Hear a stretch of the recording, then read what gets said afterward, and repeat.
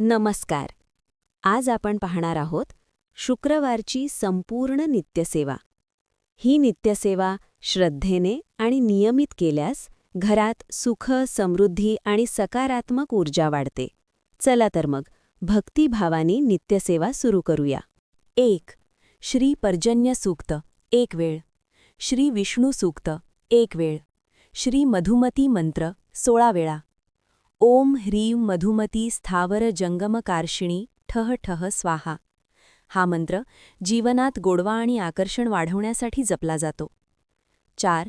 श्री कुबेर मंत्र 11 वेळा. ओम यक्षाय कुबेराय वैश्रवणाय धनधान्याधिपतये. हा मंत्र धन, समृद्धी आणि आर्थिक स्थैर्यासाठी अत्यंत लाभदायक आहे. 5.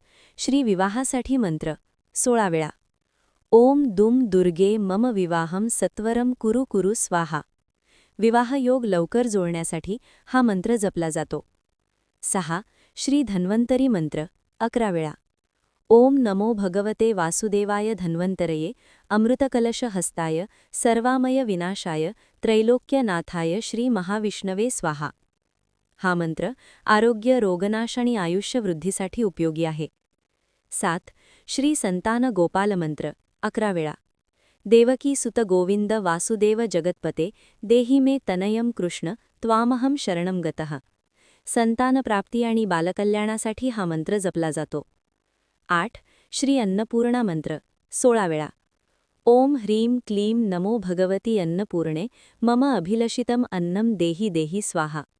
घरात अन्न, सुख आणि समृद्धी टिकून राहण्यासाठी हा मंत्र जपावा. 9. मूळव्याधसाठी मंत्र 21 वेळा. काकुता कंक कर्कुटा साकुता कलिता आकलिता येरी निविजिरा. हा मंत्र मुख्यतः नकारात्मक ऊर्जा, वाईट शक्ती, अडथळे दूर करण्यासाठी वापरला जातो. 10.